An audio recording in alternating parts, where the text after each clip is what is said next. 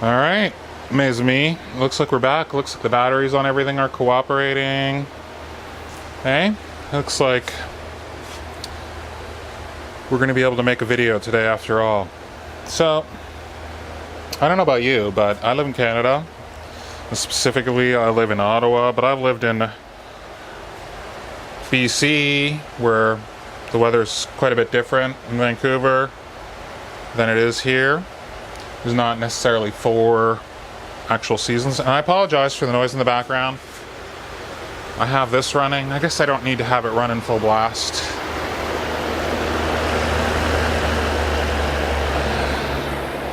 There we go. Just get rid of some of the fumes. But anyway, as I was saying, so because of where I live is 4 seasons, you spend all winter waiting for summertime, and because you spend all winter waiting for summertime, because winter is so excruciating and cold and miserable, when summertime finally arrives, you've forgotten, at least where I live in Ottawa, how absolutely unbearably hot it gets and humid. And with global warming is what it is, I thought the topic for today's discussion would be one about the environment. And while I may not seem like the best steward of the environment, there is a case to be made for what I'm doing versus what I am asked often about why I don't do, which is build my own guitars. You see, this is kind of why I stopped doing YouTube in the first place, because I get into my own head about this stuff. Because I look at guys who build the guitars, then in my mind I feel like, oh, you built that for a video, you played it, you made your million views off it, but now that's going to go into a corner and nobody's ever going to use that again. That's just garbage. That's kind of the way I feel about kit guitars. I don't really think anybody buys a kit guitar, puts it together, and just plays it. I mean, what do I know? But I think the proportion of people, I would assume, based on what I know about guitars, that the proportion of people who buy kit guitars and put them together, like I see them for sale all the time at delusional prices, like some kit guitar that you bought from Solo. Like, why? Well, who's going to buy that? Who's going to pay you money for that? I mean, I guess, I don't know. Maybe somebody will. But the point is, so many guitars already exist. So many already exist that were created by a manufacturer using expert tools and equipment, and the job's already most of the way done for you, right? Like, so what? I didn't glue these bits of wood together and make some measurements about where the bridge needs to be. Like, I can do that. It's not a big deal. It's just woodworking, right? But for me, the thought of buying some bits and putting together a kit guitar is like, it's just, like, I would never want the result of it. I would never want to keep the result of that, so why would I do that?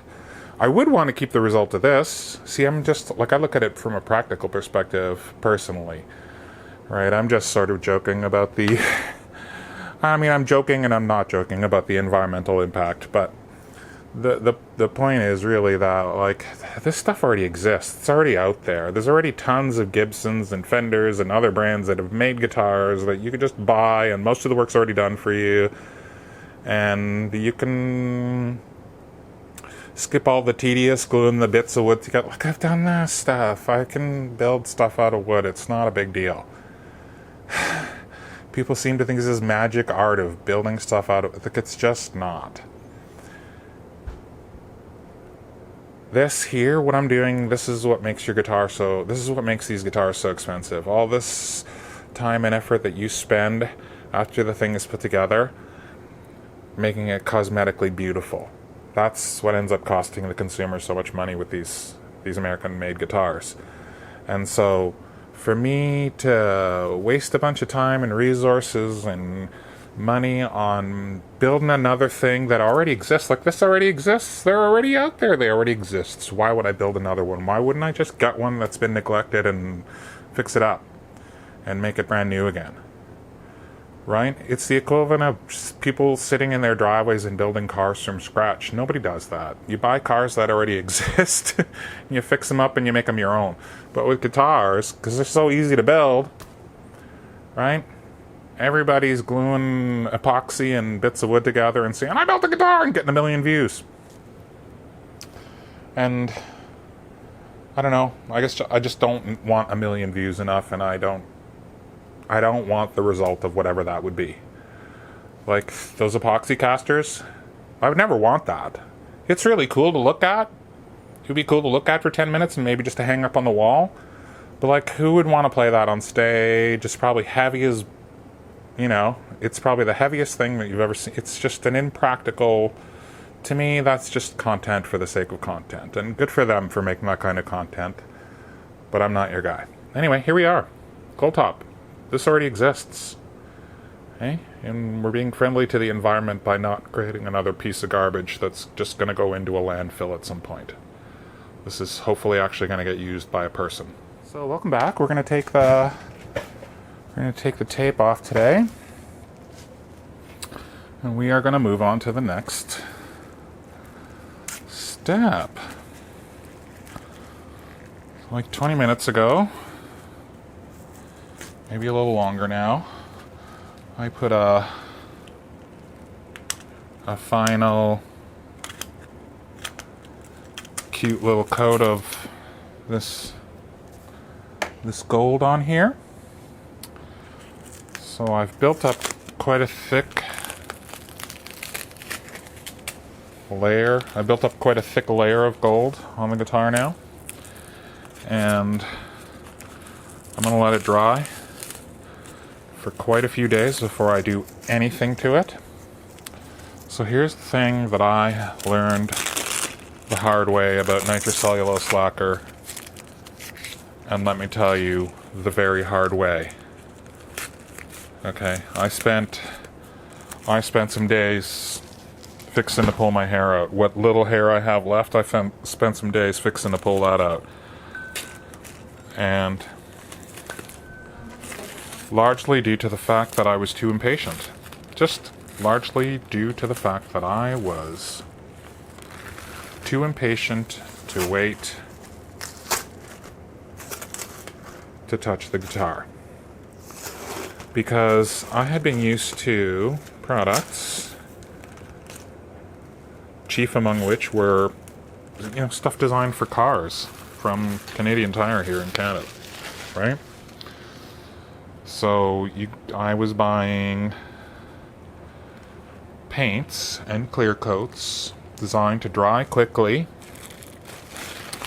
and keep you moving, right? So you could the next day go, what did I do with that?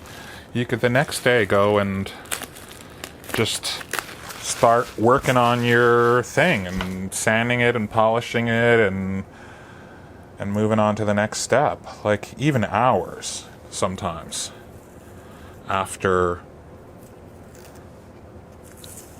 applying paint or clear coat or anything like that, I could go and start actually working on it. Well, I learned the hard way that is not a good idea with nitrocellulose lacquer. The longer you let it dry, the longer you just leave it alone, the better the result. I ended up leaving the guitar that I was working on after I worked out what I was doing wrong, because I was trying to fix mistakes with blush remover and just was making me crazy. I just was having every problem imaginable, and I began to think, it's this brand of paint. Well, no, it's just that I am dumb and impatient and do very little, if any, research before I do anything. And like the quintessential dummy who doesn't ask for directions when they're going somewhere. I learn things the hard way. But there is something to be said about making an emotional connection when you're learning. And there's no more emotional connection than being very upset about something that didn't work out for you. Right? It's how our ancestors learned stuff. It made you really mad, and you remembered it because it made you really mad. And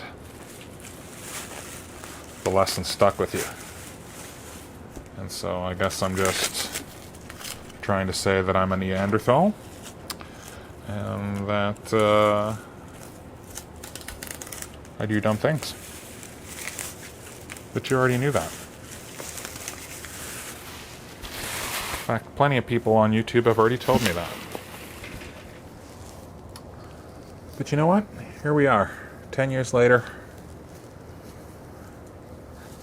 And I can confidently say that I know a couple things. Hey, I know just a couple of things. I know a couple of things about a couple of things. And I know that, mon ami, looks gorgeous. That red and that gold, that's a killer combination. Okay?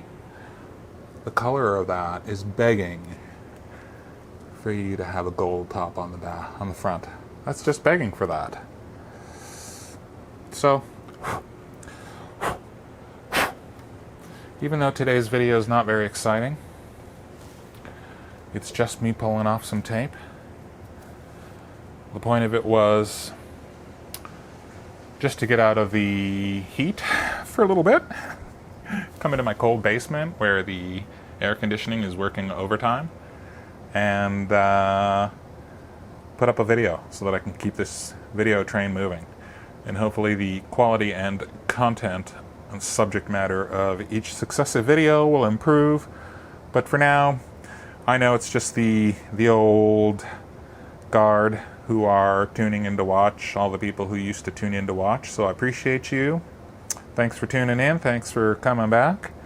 And we will see you in hopefully tomorrow's video, which should hopefully be slightly more exciting when I can actually begin to touch the guitar again. So for today, we're just going to let it dry. Pulled all the tape off of it. There's actually very little cleanup to do. Just a little bit around the edges. But overall, I'm very pleased with the direction that this is going in.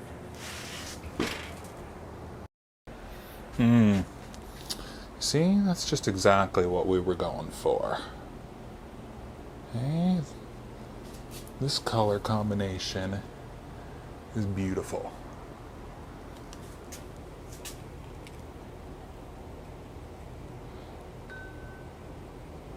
It's just one of my faves.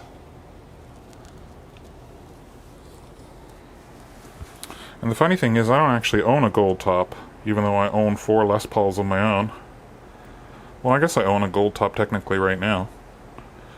I never keep them. I'm too excited to sell them off to somebody else to see what somebody else thinks about it. Okay?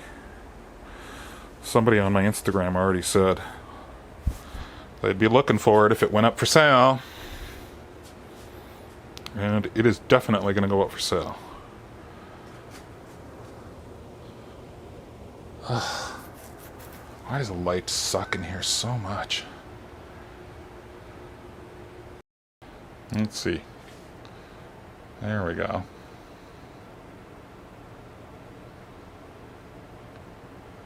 Yeah. Turned out really good. I've got actually very little cleanup to do.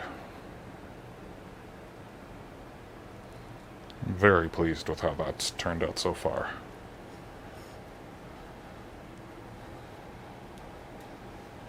I might not do the faux binding. If I'm being honest, I might just leave it like this. I might just clean up my edges and clear coat it and call it done. I think it looks good like that. It's a lot like the first one I did. Hey, it was an LPJ I did, a white LPJ that I did completely different. Yeah, super pleased with that.